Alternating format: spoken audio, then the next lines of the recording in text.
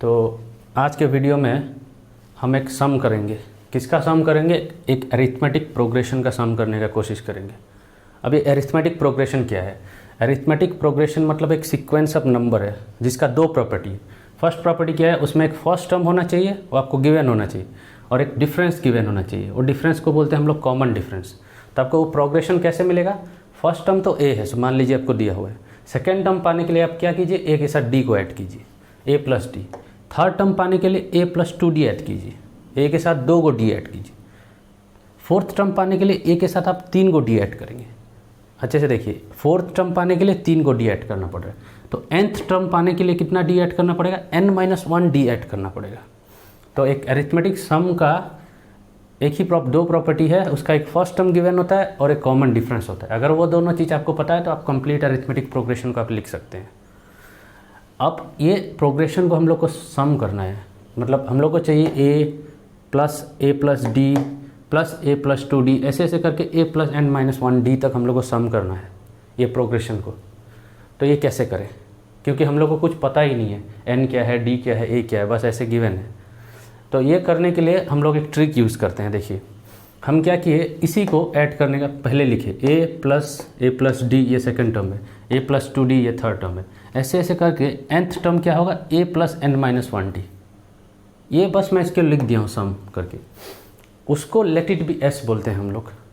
वो s पता नहीं है मेरे को क्या है। मैं बोला जैसे कुछ पता नहीं होता हम लोग क्या करते हैं, लेट इट बी x बोलते हैं। यहाँ पे s बोल रहे हैं और ये s हमको निकालना है क्योंकि s ही सम है इनका। तो लेट इट बी s, मेरे को पता नहीं है s क्या है अभी तक, हम लोग निकालेंगे बाद में।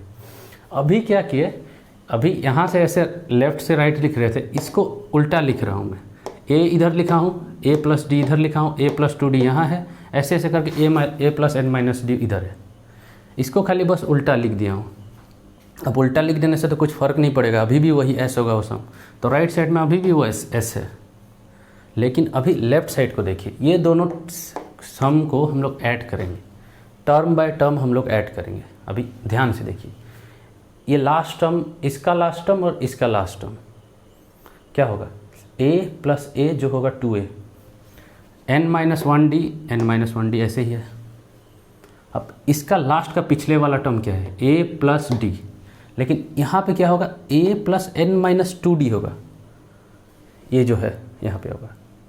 तो a प्लस n-2d और a प्लस डी ऐड करेंगे, अभी भी आपको एक ऐसा टर्म मिलेगा 2a प्लस n-1d। अब ऐसे ऐसे करके सब टर्म, जितना भी ऐसे ऐसे पेयर वाइज टर्म आप ऐड करेंगे, सब आपको यही देगा a प्लस n-1d। ये स्टार्टिंग में देखिए, यहाँ एक a है, यहाँ एक a है, ये दोनों को ऐड करने से 2a n-1d तो ऐसे ही रहेगा। तो ये सब ईच टर्म ऐसे पेयर वाइज आप ऐड करेंगे तो आपको 2a प्लस n-1d ऐड करके मिलेगा। लेकिन कितना पेयर है? 1 2 3 4 ऐसे करके n पेयर है। तो ऐसा टर्म आपको n को मिलेगा। और राइट साइड में दोनों को सम करने से s प्लस s 2s आपका है। तो नेक्स्ट इक्वेशन क्या हो जाएगा? ये जेहेतु ये ऐसा टर्म n को मिल रहा है तो इसको लिख सकते हैं n into 2a plus n-1d, और राइट साइड में 2s है। लेकिन हमको चाहिए s, क्योंकि s सम है इसका। मैं बोला था ये sum is equal to s। तो s इज इक्वल टू क्या होगा? ये 2 को यहाँ डिवाइड कर दिए इस साइड, तो s is equal to a n divided by 2a plus n-1d। इसको बोलते हैं हम लोग सम फॉर्मूला। ये फार्मूला बहुत फिजिक्स में आता है, मैथमेटिक्स का ब्रांचेस में आते हैं। अब इसको थोड़ा और दूसरे तरीके से लिख सकते हैं। यहाँ से अच्छे से देखिए, यहाँ पे 2a प्लस n-1d है। अब ये 2a को आप क्या लिख सकते हैं? a plus a, 2a plus a plus n-1d लिख सकते हैं। लेकिन यहाँ पे जो a है, पहला a, वो फर्स्ट टर्म, a को मैं a ही रहने दिया, और जो और एक a बचा a प्लस n-1d, वो लास्ट टर्म है। देखिए वहाँ पे a प्लस n-1d, तो उसको लास्ट टर्म को हम लोग an लिखते हैं, तो वो an है, लास्ट टर्म है। तो ये सम का फॉर्मूला क्या हो जाएगा? First term plus last term into n whole divided by 2। तो ये भी एक फॉर्मूला है, दोनों यूज़ होता है, ये भी यूज़ होता है, ये यूज़ होता है, लेकिन ये ज़्यादा यूज़ होता है ये फॉर्मेट में। चलिए इसका एक एग्जांपल करते हैं हम लोग। यहाँ पे देखिए, हम लोग इसी कॉन्सेप्ट से एक निकालेंगे sum of first n natural number 1 to 1 plus 2 plus 3 plus 4 plus 5 किसी भी नंबर n कुछ भी हो सकता है, n 100 हो सकता है, 1000 हो सकता है, 2000 हो सकता है, 7000 हो सकता है, इवन 10 lakhs हो सकता है, जितना बड़ा नंबर हो सकता है। तो 1 + 2 + 3 + 4 प्लस नेचुरल नंबर का हम लोग सम निकालेंगे। ये आप डायरेक्टली करेंगे तो बहुत मुश्किल होगा, क्योंकि 1 से 1 लाख तक अगर आपको मैं कोई बोल दिया कि 1 + 2 + 3 ऐसे 1 लाख तक सम कीजिए तो आप दिन रात निकल जाएगा, नहीं कर पाएंगे। तो इससे क्या होगा, इससे आप कर सकते हैं ईजिली। यहाँ पे देखिए 1 + 2 प्लस ऐसे n सोच लीजिए, मान लीजिए n तक है, n आप कुछ भी पुट कीजिए। फर्स्ट टर्म क्या है, फर्स्ट टर्म a है।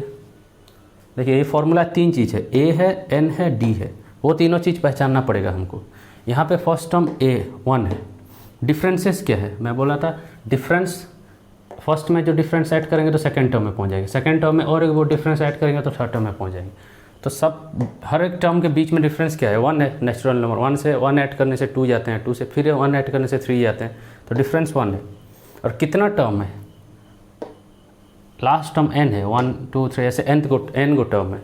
तो n = स्मॉल n, यहाँ पे जो स्मॉल n था वो यहाँ पे कैपिटल N है। अगर वो सब चीज़ आप इस फॉर्मूले में पुट कर दिए तो आपको ये मिलेगा, s = n × n + 1 / 2। अब आपको अगर 1 लाख तक भी सम करना है तो बस n की जगह 1 लाख पुट कीजिए, ये n की जगह 1 लाख पुट कीजिए, +1 कर दीजिए, / 2 कर दीजिए।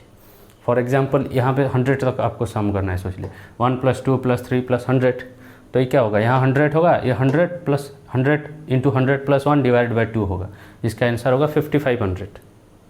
तो ईजिली कर सकते हैं एक स्टेप में।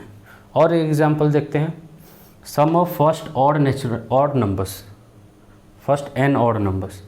तो पहला ऑड नंबर 1 है, सेकंड 3 है, थर्ड 5 है।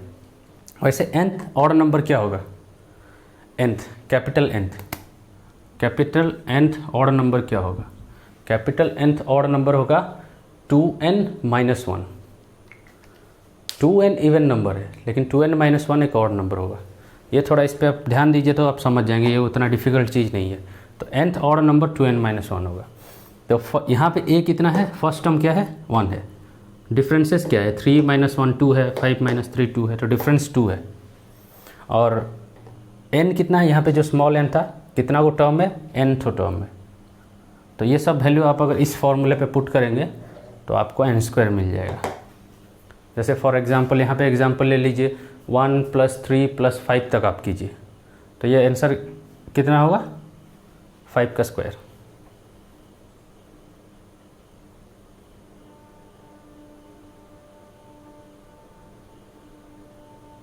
सॉरी, ये आंसर 5 का स्क्वायर नहीं, 1 + 3 + 5, ये कितना होगा, कितना टर्म है, 1 2 3, 3 को टर्म है, तो 3 का स्क्वायर होगा।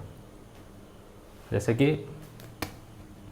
1 + 3 + 5 कितना टर्म है, 1 2 3, that is equal to 3² that is equal to 9। ये तो 9 होता है ऑब्वियसली। तो ये था अरिथमेटिक प्रोग्रेशन का सम। तो नेक्स्ट क्लास में फिर हम लोग लेके आएंगे ऐसा कुछ मैथमेटिक्स का छोटा सा टॉपिक, जिसमें एक नया फार्मूला डिराइव होगा, उसका यूज़ आप देखेंगे। ठीक है, आज के लिए बस इतना ही।